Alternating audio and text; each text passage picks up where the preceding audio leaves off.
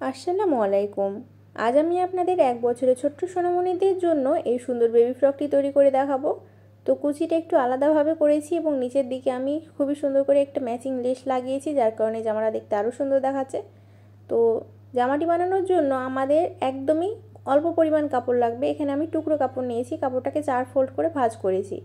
কাপড়টা চওড়ায় আমাদের আছে 15 ইঞ্চি এবং লম্বায় 17 ইঞ্চি, অর্থাৎ এটুকু কাপড় হলেই কিন্তু আপনারা এই ফ্রকটা তৈরি করতে পারবেন।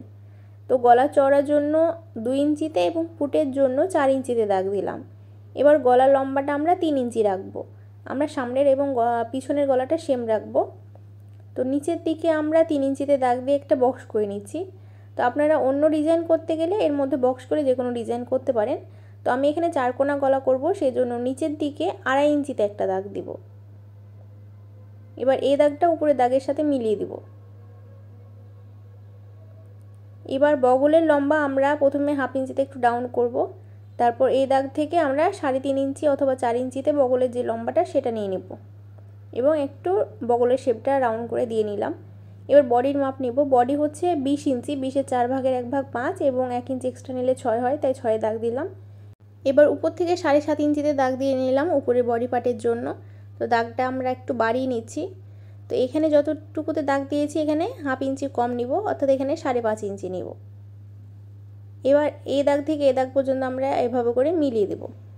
এবার এই যে দাগটা দিলাম এখানে ভিতর দিক থেকে আমাদের 2.5 ইঞ্চিতে আরও একটা দাগ দিতে হবে। 2.5 ইঞ্চি অথবা 2 ইঞ্চিতে একটা দাগ দিয়ে নেবেন এবং এই যে এই দাগটা আছে এই দাগটা সম্পূর্ণটা আমাদের লম্বা করে দিয়ে নিতে হবে।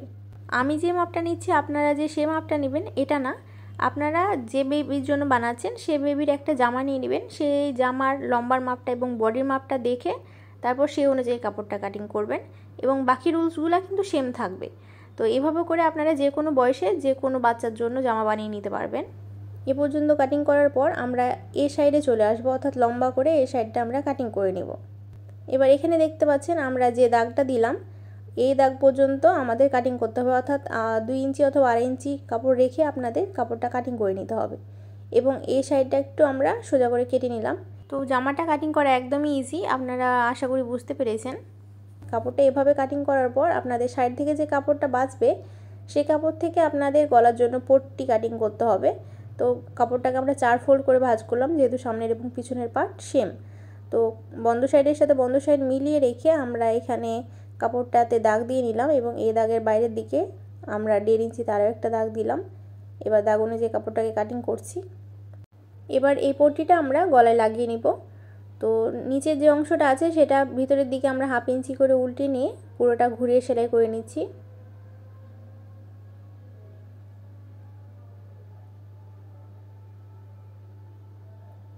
এবার আমাদের জামার কাপড়টা নিতে হবে এবং জামার কাপড়ের সোজা সাইডে এই পট্টির কাপড়টা উল্টো করে বসিয়ে 2টা কাপড় মিলিয়ে ধরে সেলাই করতে হবে।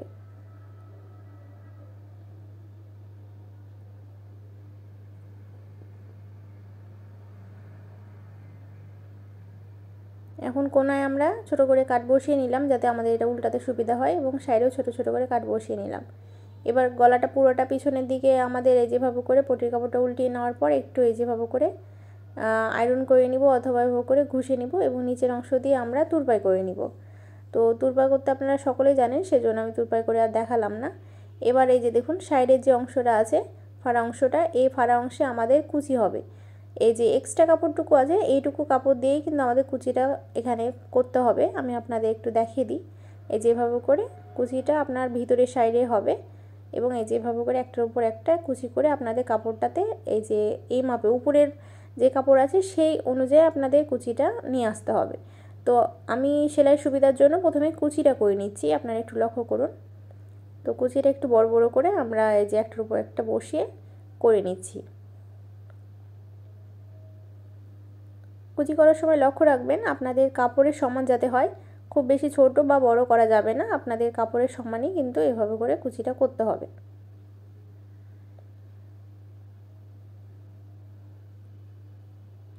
তো কুচিটা হয়ে গেলে আমরা সুতাটা কেটে নিলাম।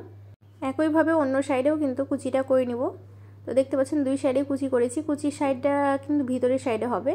এবার কাপড়টাকে উল্টো করে বসিয়ে 2টা কাপড় মিলিয়ে ধরে সেলাই করতে হবে। অর্থাৎ এখন আমাদের এই যে উপরের পাটের উপর নিচের পাটটা এভাবে করে ভাঁজ করতে হবে, ভাঁজ করার পর সেলাই করতে হবে। এটুকু এই যে মাঝের অংশটুকুতে কিন্তু আপনাদের কোনো কুচি বা কাটা নাই, কিন্তু তারপরেও কিন্তু আপনাদের পুরোটাই এভাবে করে সেলাই করে নিতে হবে। তো দেখুন এটা কিন্তু জয়েন্ট হয়ে গেছে। তো আমাদের একইভাবে পিছনের যে পাটটা সেটাও রেডি করে নিতে হবে। তো সামনের পিছনের পাট রেডি করে নিয়েছি। এবার একটা কাপড়ের উপর আরেকটা কাপড় রেখে আমরা সেলাই করব এবং নিচের অংশটা পুরোটা উল্টিয়ে সেলাই করব।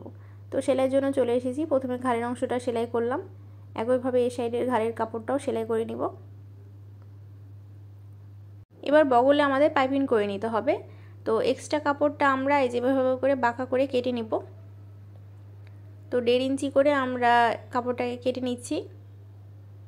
আপনারা জানেন যে বগলে বা পাইপিংয়ের কাপড়টা আপনাদের বাঁকা করে কাটতে হয়, তো এভাবে করে বাঁকা করে কেটে নিতে হবে। তো এবার জামার কাপড়টা নিব। তো আপনারা যদি পট্টির কাপড়টা সামনের দিকে বসিয়ে পিছন দিকে ঘুরান তাহলে পট্টি হবে, আর আপনি যদি হচ্ছে যে পিছন দিকে বসিয়ে সামনের দিকে ঘুরান তাহলে পাইপিং হবে। তো আমি পিছন দিকে এই যে কাপড়টাকে রেখে দুইটা কাপড় মিলে ধরে সেলাই করে নিচ্ছি, দেখতে পাচ্ছেন।